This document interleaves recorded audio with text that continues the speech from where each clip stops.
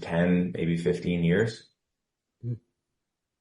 So you're going to go through multiple seasons of your life by the time you even reach your potential, assuming that you just keep doing everything as well as you possibly can. You get great sleep, you get great nutrition, you train really well, you pay attention to the details, you make those adjustments.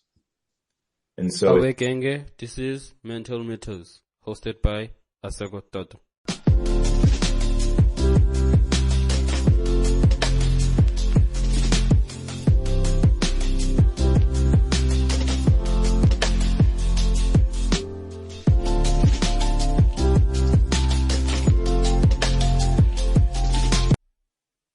Hello everyone, welcome to another episode of Mental Mythos. I'm your host, Asekho Toto, and before we dive into today's incredible conversation, I have a small favor to ask. If you enjoy what you hear today, please take a moment to rate and review our podcast on Apple Podcasts, Spotify, or wherever you listen. Your feedback not only helps us improve, but also helps others discover the valuable insights we share every week. And if you find today's episode particularly inspiring or insightful, don't forget to share it with your friends, family, or anyone you think could benefit from it. Thank you for your support. It truly means the world to us. Now, let's get back into our conversation. Who is Matthew Tyler, and what is your mission? Yeah, so, how much detail do you want here? You can get deep. Okay. Got it. So who am I? What is my mission? So I think the easiest place to start is probably where I'm at today, and I can work backwards. So, at this point, I'm a powerlifting coach. So I work with people who are generally about 25 to 35, and they're interested in getting stronger. They've been lifting for a little bit. They found, hey, you know what? Lifting weights has had a really positive impact on my life. And there's this little thing in the back of my head. I'm curious about what if I got even stronger, and the idea of, exploring your fullest potential, right? Leaving nothing on the table. And the reason that that's the type of person that I coach, and those are typically people who are drawn to the sport of powerlifting, is, that's basically how I got into it. I came home one day, I was 12. Yeah, it was just before my 13th birthday.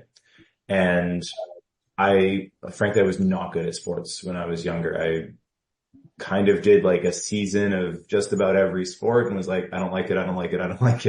Let's go to the next one. And so I hadn't played sports in a few years at this point. I was kind of, I wouldn't say fat, but I was a little husky at that point. And then about a year prior to that, so by the time I was 10 or 11, I lost a lot of weight after that. Just because I wasn't happy with how I felt being bigger. And I was about 45 kilos, like 99 pounds at 5'9", which is like 174 centimeters, I think.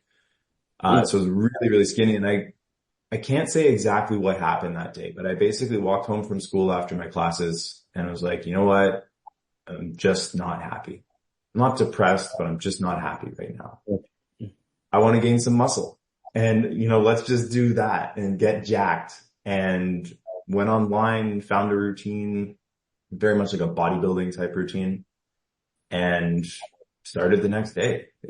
Simple as that. And I found that I had these big images about body issue in the back of my mind, where I just wasn't happy with how I looked. I wasn't as muscular as I wanted to be. I'd never been good athletically. But then there was this little feeling in whenever I'd show up to a session, and those beginner gains you make, it's very fast. And that feeling of, okay, well, let's do another 5 pounds. Let's add a little bit more weight next time. That was my, more than any of the physical changes that happened.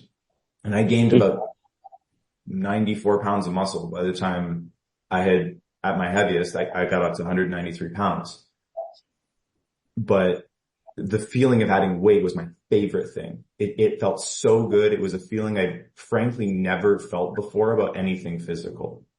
like, oh, I can do this. There's something empowering about this to me. And there's nobody else involved. I don't have to wait for somebody to pass me the ball. I can just go add a little bit more weight. And turned out there was a sport for that, and it was called powerlifting. And that's kind of when I got involved with the sport of powerlifting. Signed up for my first meet, showed up, did horribly. But I was like, this is actually kind of cool. And within a couple of years, I'd gone to my first nationals, set a national record in the squat. And that was kind of where I started thinking, okay, maybe there's something here. And so kept progressing, kept pushing, eventually got up to doing worlds in 2014. And I won that as well. And it was the same idea, like, I had no idea I could even do something like this. And that feeling of I've never been an athlete, and then going to, within a matter of 5 years, winning the biggest competition in a federation was something that I not even didn't think I could do. I just never even thought about it. And it was such a cool feeling. That's the same year I started coaching and figured, there's got to be more people like me who probably didn't feel great, about their body, about their strength, about kind of a lot of things that getting stronger fixes and helps in a way. So I don't know if that answers your question directly or if it helps with where we're trying to go. It actually did. And I want to go back when you actually said that you followed the bodybuilding routine. And what's the difference when you compare between your normal, regular routine and your bodybuilding routine? Yeah. So like my routine for powerlifting these days compared to what a bodybuilding routine would be? No, actually, in terms of for someone that wants to actually go to the gym like regularly, in terms of comparing these two different routines, what's the difference? Probably not a lot.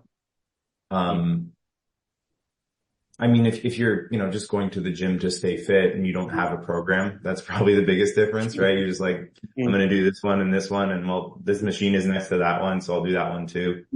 A lot of people, you're going to get kind of 3 categories of people, right? One category, they're just going to go to the gym and be like, I don't know, they have all these machines lined up. I'm just going to do the first one and the second one and the third one. And it's kind of random, right? And that's okay if your goal isn't to maximize your progression, right? From there, I'd say the next type of routine you'll see is something like a more bodybuilding style. Your goal is to gain some muscle, change your physique, change what your body looks like, right? And that's typically where you'll see a bit more structure. Like, for example, you might have, Monday you do chest. And so you do mostly exercises centered around chest, and then legs the next day, and shoulders, and then your back, and so on, right? And those work really well. There's nothing wrong with them. There's a lot of different ways to organize it, but the main difference is that there's now structure in place. And then with the powerlifting routine, a lot of it is very similar to what you might have in a bodybuilding routine. The difference is that instead of the goal being, make the muscle do more work to grow the muscle as the primary goal, your main metric, the main way that you're tracking your improvement is your squat, your bench press, and your deadlift, and how much weight you can lift on them. And so pretty much everything you do, while it might involve gaining muscle and having structure where you still do chest on Monday, you would reframe it and think, okay, well, I'm doing bench press on Monday, and I'm going to do exercises centered around building my bench press. And that's going to mean building my chest, building my shoulders, building all these things. But yeah, it's basically the process is very similar. The specific exercises will change a little. It's more the outcome that you're trying to get. So instead of purely just growing the muscle, which you have to get stronger to do, it's getting stronger is the number one, which you have to gain muscle to a degree to do. And going back to your journey in terms of actually giving bodybuilding, in terms of your path with bodybuilding, and one thing that I realized I'm quite sure that you are familiar with Chris Bumstead. He recently won Mr. Olympia, and he usually speaks about, in terms of injury, every year he actually encounters some sort of injury, but at the same time, that doesn't stop him from actually pursuing in terms of wanting to win Mr. Olympia. So to you, when you went to the Worlds and actually won nationally in terms of that title, having a record, and how was your journey? Would you say that you came across some sort of, I would say, some sort of problems in a way of such as injuries or things similar to that? Yeah, I mean, there's a couple things that stand out. One is, quite frankly, in the commitment and like where your priorities are, right? When you're training for a big competition like that, it's, how to put this? I mean, I was younger than I am now, right? It's easier to put your priorities as, okay, lifting is every decision I make is going to center around lifting, right? My girlfriend asked if I want to hang out. Yeah, okay, cool. I'm training, and then let's hang out when I'm done training. Right? You know, are we going to go on a long drive for some day trip for something on the weekend? Yeah. Okay. Let me pack all my food so I can keep my nutrition perfect. Right? Do you want to stay up and watch a movie? No, I won't. I want to sleep so I can recover so I can lift hard tomorrow. Right? And so one is just simply one of priorities, and I wouldn't say it's always easier as when you're younger compared to as you age, but the reality is, you know, I was spending 12, 13 hours a week lifting, plus all the recovery stuff and all the lifestyle changes you make to accommodate for that. I worked less than I do now to make room in my schedule to train at the times when I could be strongest, where I would literally put a 4-hour gap in my day and say, I'm not training any clients from 12 to 4 because that's when I'm going to go lift, because that's when like the gym is the least busy and I will be at my strongest, and that's that, right? It meant I made less money. So the priorities is one, and it can be challenging to push yourself to go and do everything that's necessary when it means, you know, it's at the expense of spending less time with your girlfriend or partner, you know, having less fun, right? Not going out as much, making less money, right? Having less opportunities to push work if that's a priority for you right now. And so those priorities can start to add up where, you know, you look at it and it has to be worth it for you. And if you understand why you want to push yourself to that level, it's a really simple decision. But if you don't, well, then you're just like, well, I'm doing this lifting thing, but I also like see my wife less. I see my kids less. I can't work as much. I don't make as much money and all those trade-offs. So the priorities, number one, I think was probably the biggest, looking back on it, one of the biggest challenges. There are, you know, there's injuries that come up and stuff. It happens. You're never going to be able to fully control for that. Definitely. You can be smart with your training and, you know, reduce your risk of injuries by just not doing dumb things, I guess, to put it like,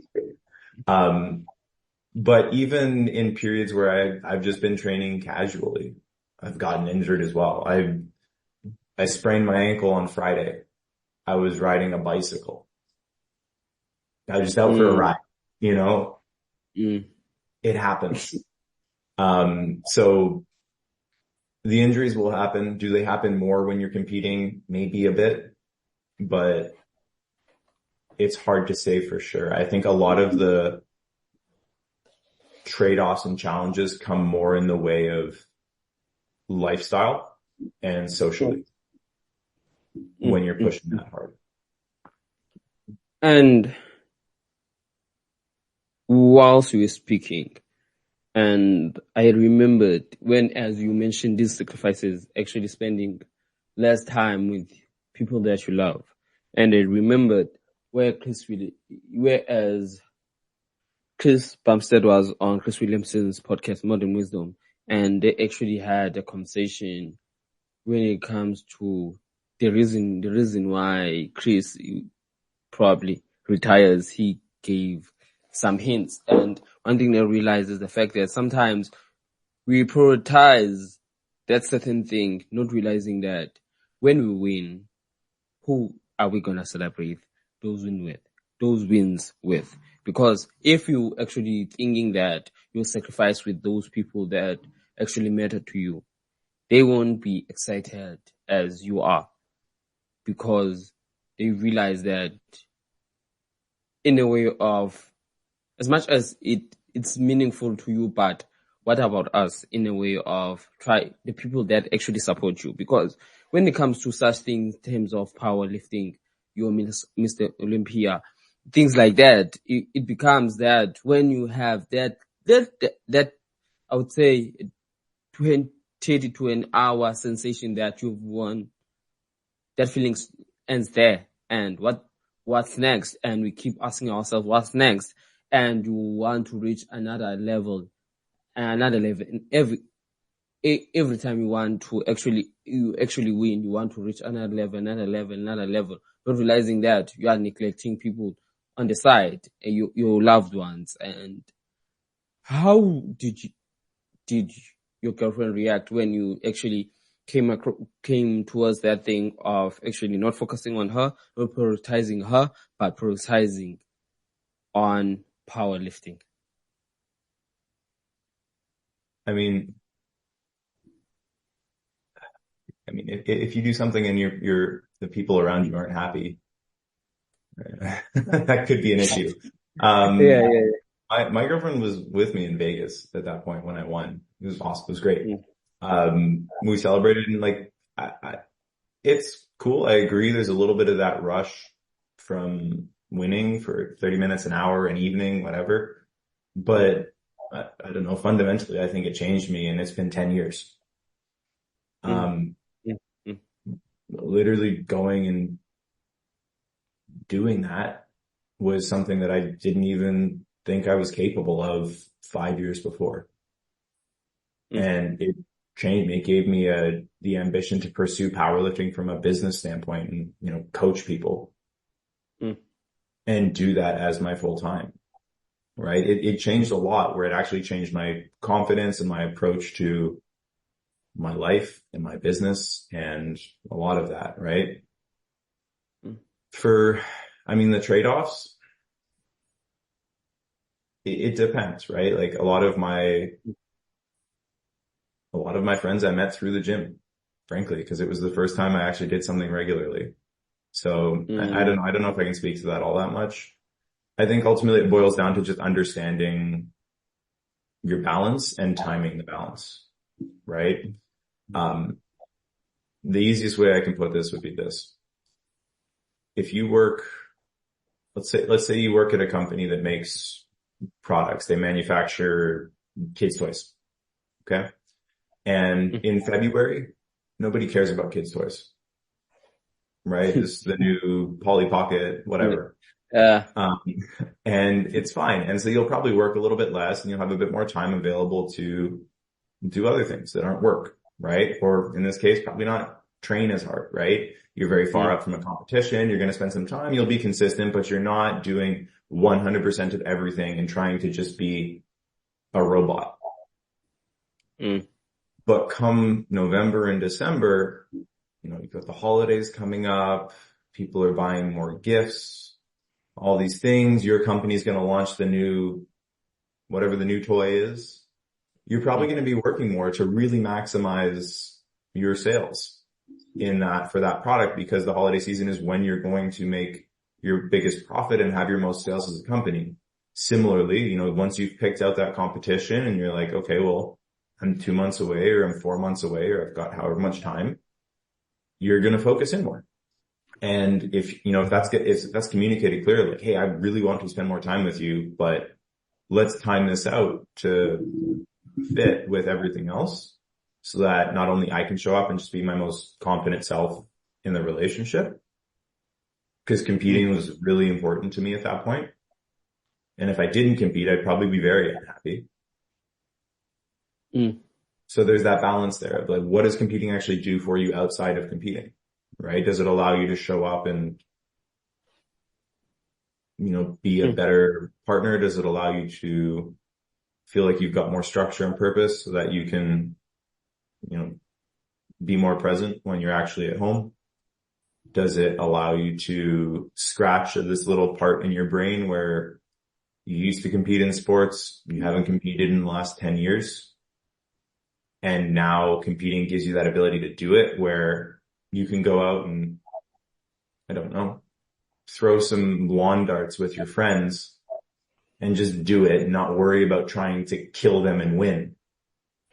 Right? You can go have fun with them because you have this other thing you do that's competitive, and that athlete part of your brain gets satisfied from that, and you can just play lawn darts and not try to be the champion and spoil the fun when nobody else is trying to do that and they're just trying to have fun.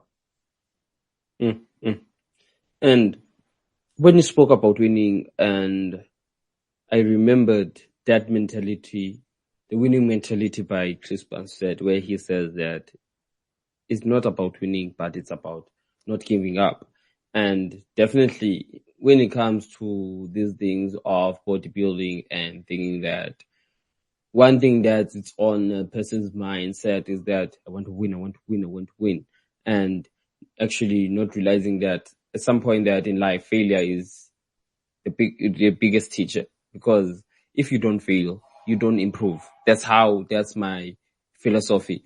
And still on the winning, there are so many reasons why people want to win when it comes to bodybuilding. And it takes me a conversation. Something that you actually recently said when we started this podcast episode, when you spoke about you were not happy with your body, and something that in the field that you are in, which is powerlifting, bodybuilding, fitness in general, that people actually suffer from body dysphoria. And it's something that we can't run away from. People actually suffer from it, because I recently watched a YouTube video by the guy of Jeff.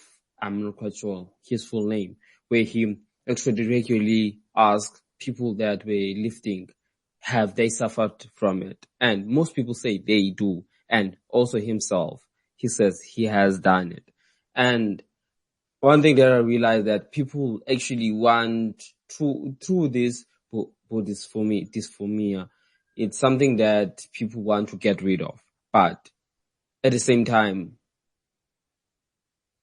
I believe that the root of it is the sense of love, of loving yourself, of actually that self-acceptance of saying, okay, this is my body now. What can I do to actually move on? And have you actually encountered that with your clients in terms of having that same feeling that you had back then when you were not happy with your body?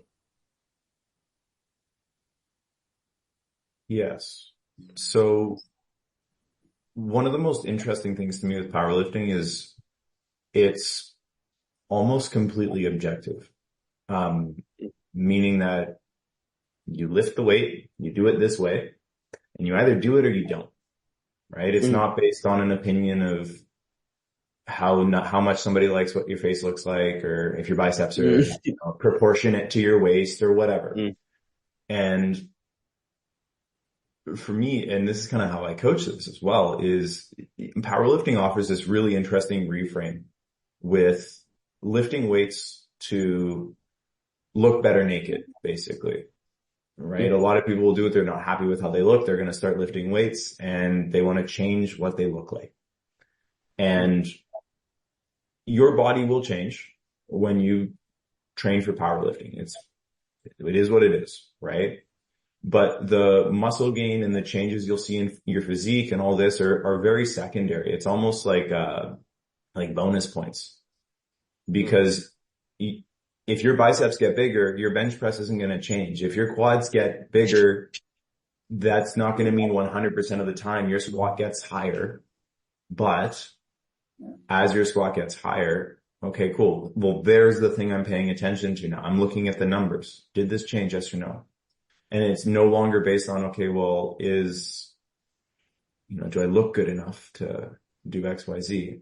And it's not so much that you're happy or unhappy with how you look. It just, that's not where the focus goes anymore. Mm.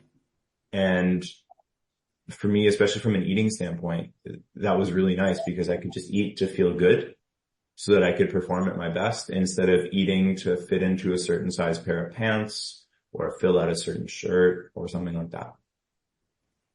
And for me, that became a lot of a much healthier approach for coaching. It's a lot easier to go through that as well because you can just go with, okay, well, what foods actually make you feel good?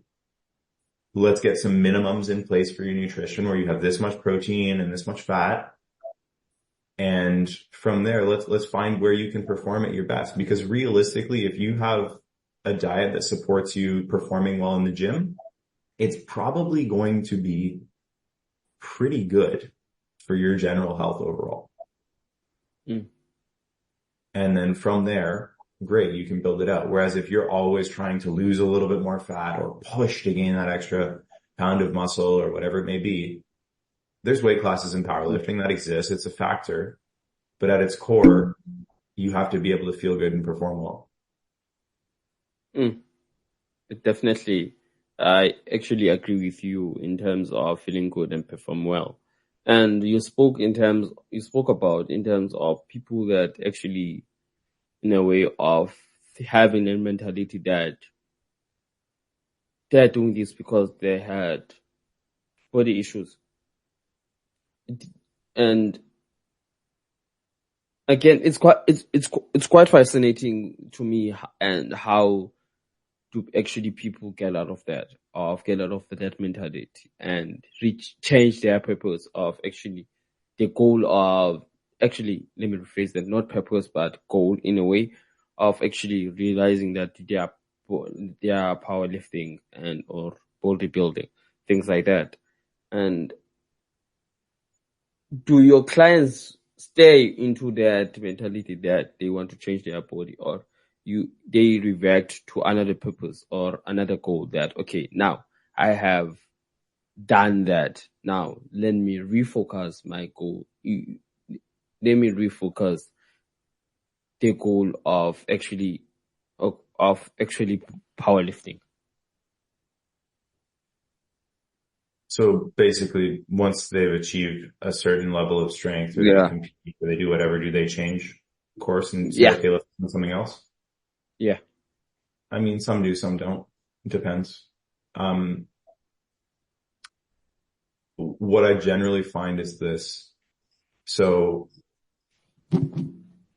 what's interesting about powerlifting type training, and to a degree, bodybuilding type training as well, is you can kind of fit it in, right? Like you don't have to be competing to train in a powerlifting style or a bodybuilding style. And so even if your goals change where you decide, hey, I'm not going to compete for now, maybe the next couple of years, maybe ever, the foundations of powerlifting training are still going to be very beneficial for, the stuff you should be doing anyways, of just generally staying active, lifting weights, all the health benefits still happen there. And so you might just not push the very heavy, final stages of a competition prep, but your foundation training is still going to remain the same. With that said, I don't know a lot of people who compete who decide that they're done necessarily, in that the pursuit of strength is generally something that's lifelong. So at best, you're probably, if you really get everything perfect, you're probably going to reach your best potential in 10, maybe 15 years. So you're going to go through multiple seasons of your life by the time you even reach your potential, assuming that you just keep doing everything as well as you possibly can. You get great sleep, you get great nutrition, you train really well, you pay attention to the details, you make those adjustments. And so it's not like, and then the same with bodybuilding, it takes a long time. It takes a lifetime to build the most muscle that you can build. And so, yep, some people will change goals, but those who are really serious and fall in love with that feeling of another 5 pounds, I haven't seen a lot of people totally walk away from it where they say, you know what, I'm not going to lift anymore. Mm. And actually, I was going to ask you a question, but something popped up, and it's a conversation that I was listening to a Diary of a CEO hosted by Stephen Bartlett, and this guy had, what's his name? Full name? I forgot his full name. The guy who wrote The Lost Connections, 9 Causes of Depression. And he was, in a way of, he was, I would say, obese. Let me put it that way. He was obese and he didn't know what to do when it comes to that. And he discovered Ozempic. Definitely. I'm quite sure that you are aware of it. And whereas he was actually speaking about Ozempic on how it has benefited him, and also speaking about its risks and risks that people are not told about. So as someone that is a coach for people to actually help them reach their goals, what's your take on Ozempic? And yeah, what's your thought? What are your thoughts there? I mean, it's a bit outside of the scope of what I do. Mm-hmm. Yeah, Mm-hmm. I don't really have a comment on it. Mm-hmm. Oh, I figured since you are in this field that you have a certain take, but okay, but it's fine. And when it comes to coaching definitely, coaching different people has different ways of actually interacting with them when it comes to philosophy, in terms of, if I come to you, definitely you will come to, you will actually help me in a different way compared to another person. So when you started in terms of coaching, how did you actually pick it in terms of navigating it? Okay, now I won't be teaching this certain client the way I actually coach the previous client. So like, how do I individualize the approach? Yeah, yes. When you started, how was it? Definitely when you start something, it becomes harder to distinguish in how to actually come with these approaches. Okay. And so you're saying like a new client starts with me, or when I started coaching 10 years ago? Yeah. How did you do it then? When you start coaching 10 years ago? I'll admit 10 years ago, I was like, hey, this is how I learned to lift. It works for me. Let's see if it works for you, and we'll go from there. And I mean, fundamentally, I wouldn't say that's really changed that much. The difference being, so when you start with somebody, you know, okay, if this person is kind of, you've got a bell curve of what's going to work for somebody, right? Of, 80% of the population is going to fit somewhere in here where the standard approach works pretty well, right? Case in point, most of the template programs you can find online where you download an Excel spreadsheet, you put your numbers in and it'll say, do this, right? And for most people that sit kind of in the middle of that bell curve, it's going to work really well. Now, from there, the important part is finding, okay, well, first of all, what is your actual assessment process look like? How do you establish what their baseline is and where they're starting from before you actually give them a program? So taking a look at the basics, right? Like look at the health, look at their training history. If somebody's been training for 15 years already, they're going to need a different approach than somebody who's been lifting for a year. Mm. Similarly, you want to be looking at anything that could cause problems down the line. And this is where I see a lot of problems come up with lifters when they get into thinking about being more serious about lifting. So they'll see a world level lifter, somebody like Lane Norton, for example, right? He won Masters Worlds earlier this month in South Africa, right? So he's been very open about spine injuries he's had in the past. And while I mean, we can take guesses as to why his back got injured, or I think it was his neck actually. But why he's had these problems, these injuries. Okay, sure. But ultimately he's got decades of experience behind him, and he's probably got a lot more time allocated to recover and a better network of professionals that are going to help him to come back from injuries like that, and time available to train to get as healthy as possible, as quickly as possible, than most of the people that are listening to this podcast. And if I remember correctly, when I was listening to him talk about this, he had points where, he was stuck on the floor because he just couldn't stand up from how intense the pain was, right? And if you look at his competition results, there's this 3-year gap between 2019 and 2022, I think, where he was dealing with these injuries. I don't think I got the timing mixed up on that. I'm pretty sure that's what it was. And the impact of those injuries is severe and huge. And while I don't think that most people are going to come back from that, and I don't think that he got injured because he didn't spend time building a foundation, right, and working on where he needs to start first, because he wasn't new in 2019. I see a lot of lifters, when they get into it, over focus on what the ceiling is. Okay, these are my PRs. This is how much I can squat. This is how much I can bench press. This is how much I can deadlift. But the floor, the weakest link, the thing that makes their technique change, the thing that maybe it's how much they sleep, maybe it's how well they recover, maybe it's the frequency of their training. But the floor is like way down here. And when this gap gets really big is where you see weird stuff happen, where you have this injury that just comes out of nowhere. I felt fine today and I can't walk tomorrow. Not because my legs are sore, but because there's pain, right?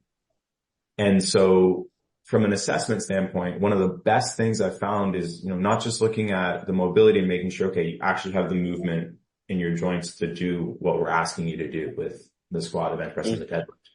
But also from a strength and coordination standpoint, is your technique actually stable and repeatable, right? Is there anything that actually hurts right now that you've been kind of ignoring for a while?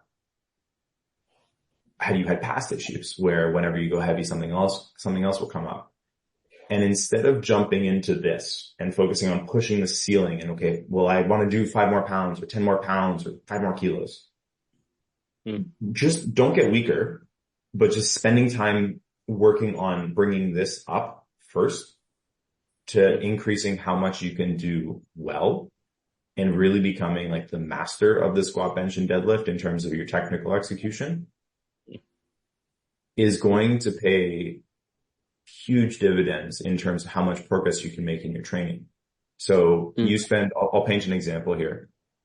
So you spend time, let's say you spend 2 months out of your year only focused on identifying what are your weak points and building them up. Let's say in your squat, you're just really weak in the bottom. You lose your brace and you tend to, fold over and your back changes position, and you lose that strong position because every time you go really heavy, that position changes for you and you're just like, the bottom of the squat's so hard for me, right? My back is always sore when I finish and all this. Okay, well, you probably need to spend some time working on just getting stronger in the bottom position. And if you could squat 400 pounds, you might not be able to squat 420 in the bottom position, but you can probably squat 420 in the top.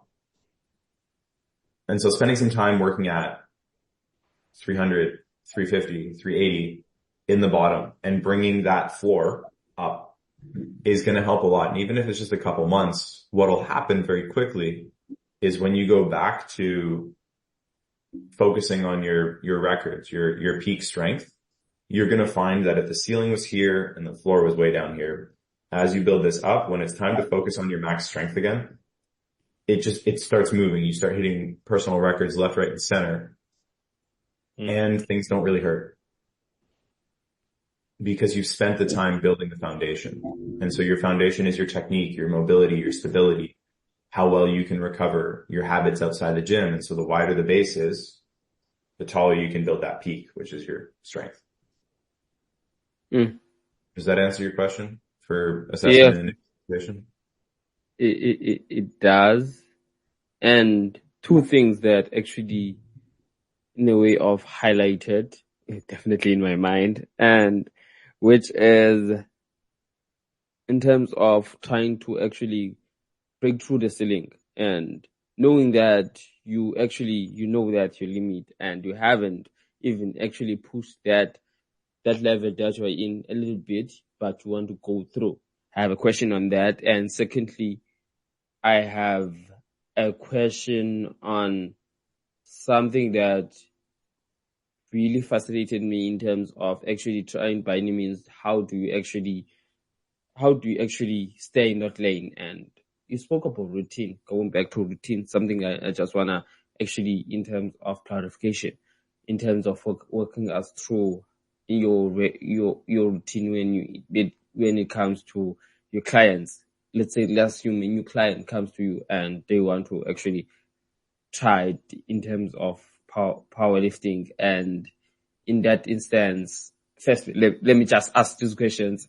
Firstly, how do you make sure that you make sure that your clients keep on that level of trying to improve it? My second question is in terms of we spoke earlier. We spoke about routines, and it's not something that is randomly. Let's say now I want to lift weights. No, I don't want to go into let's say, I would say pull-ups. I don't want to do pull-ups, things like that. But definitely when it comes to powerlifting, it has certain things that you do. Can you walk us through that? Okay. I mean, so for powerlifting, you have to be able to back squat. You have to be able to bench press where the bar touches your chest, and you have to be able to deadlift from the floor. That's kind of it. And that, I think, you know what, you asked what's the difference between, more bodybuilding style and powerlifting style routines earlier. Bodybuilding is about making the muscle grow and finding ways that you can do that. And the troubleshooting process is the biggest difference, because ideologically in bodybuilding, there's nothing that you have to do. You don't have to do bench press. You don't have to do a machine chest press. You don't have to do any of these things. All you have to do is stimulate your pecs to grow if you're trying to grow your pecs. Body doesn't care what the movement is, as long as you can overload it and you can use angles and all these other things. Or you can look at it from different angles, but it doesn't really matter if it's a bench press or not. There's, great bodybuilders like John Meadows, for example, or, he's very open about, he gave up back squatting at a certain point because his back just couldn't take it. And okay, there you go. And he kept doing his thing and he was jacked.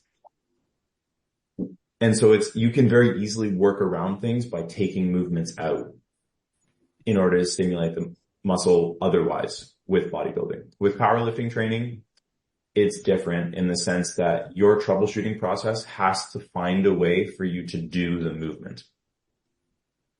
So you have to find, okay, what's the weak link in my squat, for example? Every time I squat, my back hurts. Okay. I can't just stop squatting and do leg press instead or front squats instead or anything like that, because then I'm just not doing the thing that has to happen for powerlifting. So I have to approach it from, okay, what do I have to fix? What is the weak link? And we go back to that floor thing. What is the issue? What's holding the floor down that I can change that will allow me to now go back to doing squats without issues, where I need to now push the ceiling. So that's, I think, the bigger difference there for sort of the assessment and progression and differences. I don't remember what your first question was. My first question was in terms of, I'm trying to think what was my first question. I think it was around,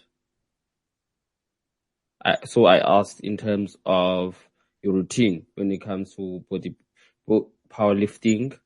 Secondly, it was, sorry for this, because my mind usually does this in a way of, I would say that I had a long day, and it was on compared to my question, my previous question, except for this one, what was your answer?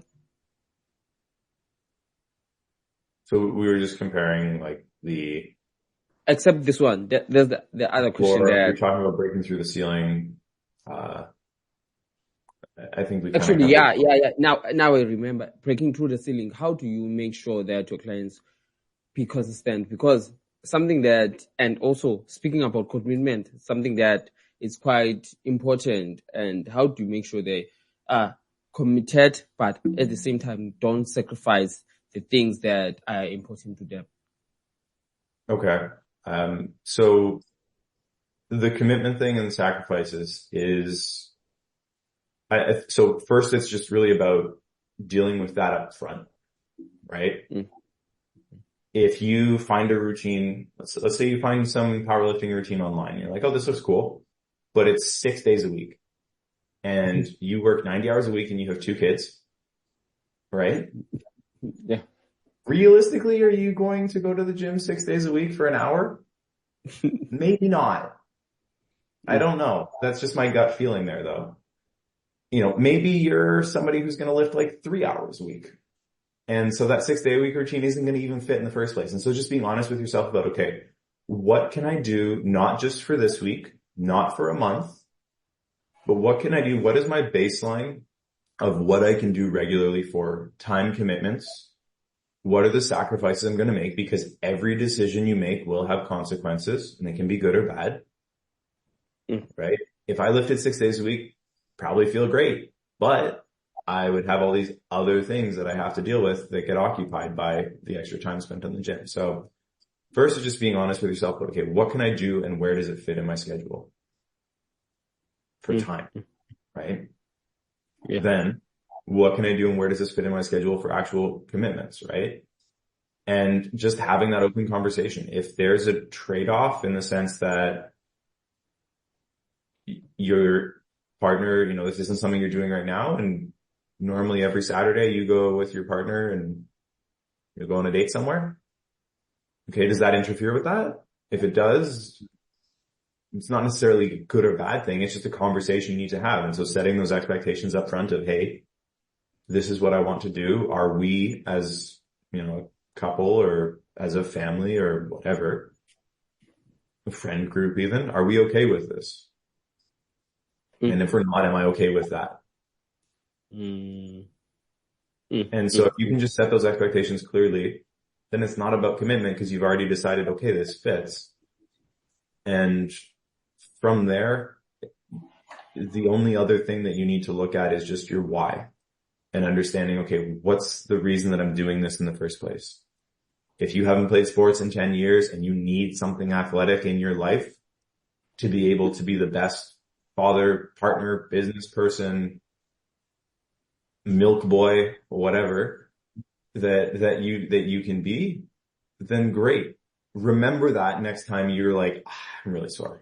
I don't actually want to go to the gym. Right? Because then not going to the gym takes you away from that why.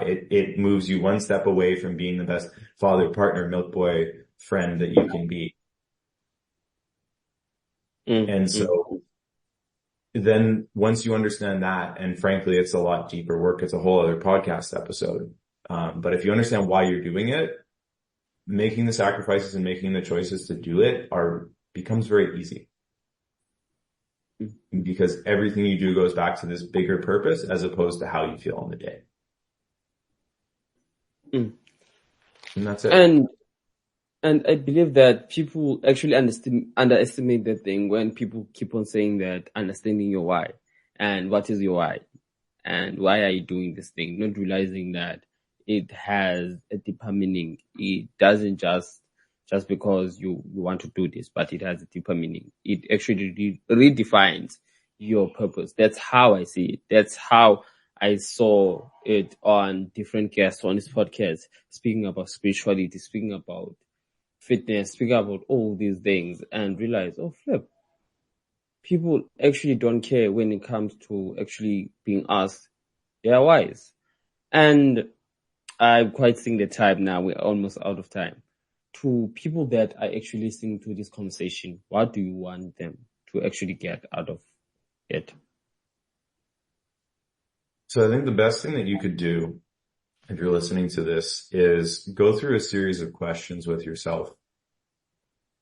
frankly, if you're interested in anything I've said so far, you're probably already lifting weights. So we'll start with that. If you're not lifting weights, this is probably the most boring conversation about the most ethereal nonsense you've ever heard. But if you're already lifting weights, I'd invite you to go through a few questions with yourself, right? So look at, first of all, just start surface level. Say, hey, what are my goals? Like, what do I even want to do? Am I just lifting to have fun, to have something to do after work, to not stare at a screen for a little bit? Do I want to become the world champion? Whatever it is. From there, and you don't really have to look at how realistic it is, right? That's a separate thing. You can do that later.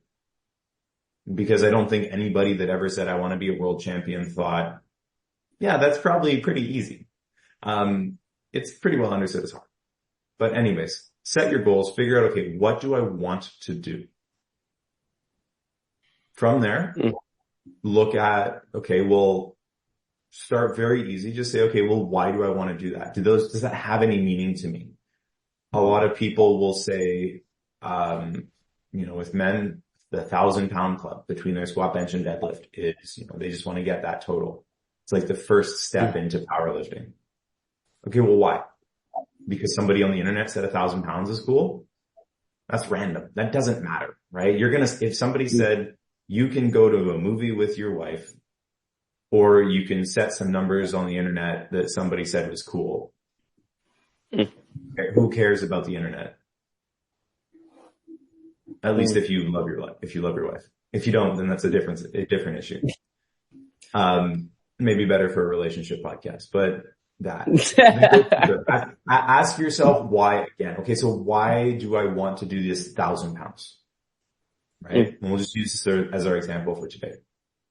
Well, for me, when I started lifting, why did I want to do 1,000 pounds? Because I'd never achieved an athletic milestone in my life.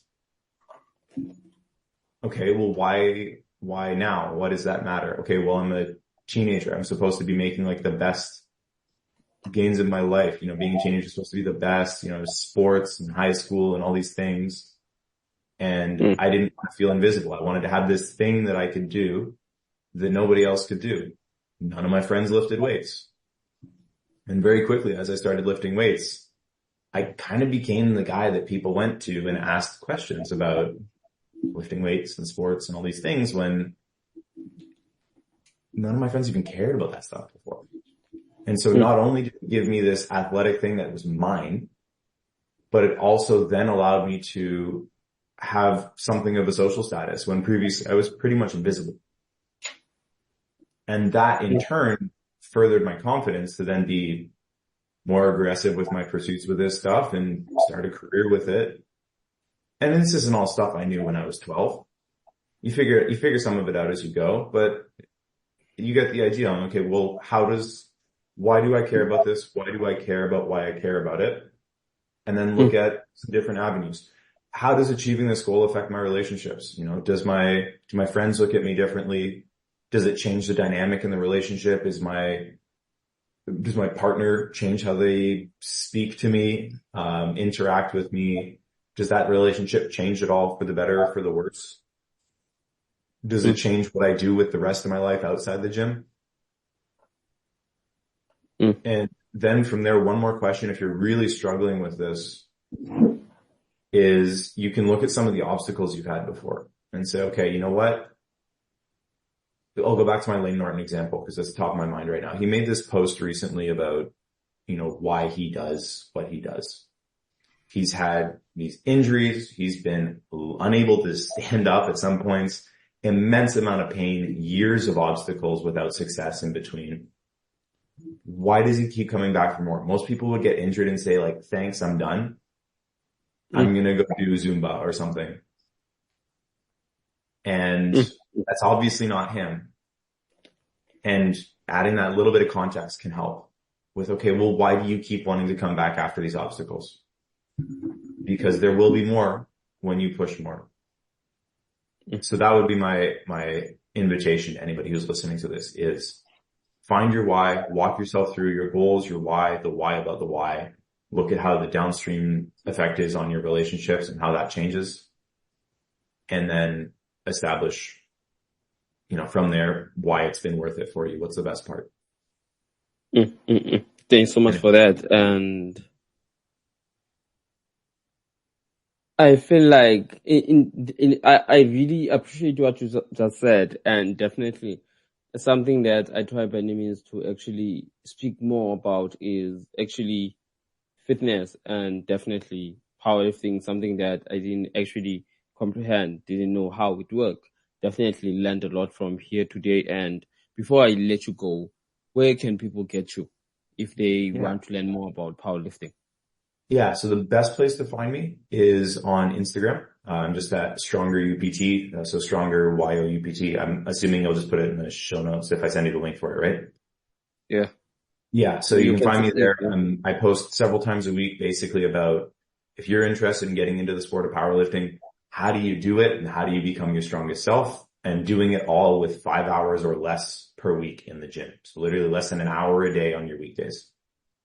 That's where I'm most active. My website is the same, just strongerupt.com. And, those would be the two best places, but Instagram is really where I'm most active. Yeah. Thanks for having me on. I very much appreciate it. The pleasure is all mine, Matt. And definitely thanks so much for being here. Really actually had an incredible conversation, and definitely at some point that I realized how much fitness actually is important towards mental health. And it goes to what you spoke about. You spoke about in a way of, in terms of the reason, the why. And sometimes we actually shift our whys and realize that, oh flip, this wasn't my actual why. So again, thank you so much for being here. Really appreciate it. And definitely will add those website on the description of this episode or show notes, so that it can be easier for people to find you. So again, thank you so much for being here. Really appreciate you.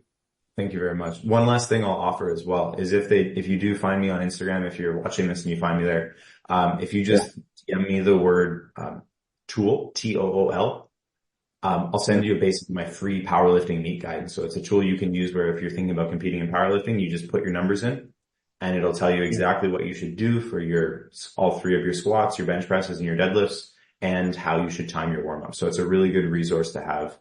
Again, you can just DM me the word tool on Instagram and I'll send it your way.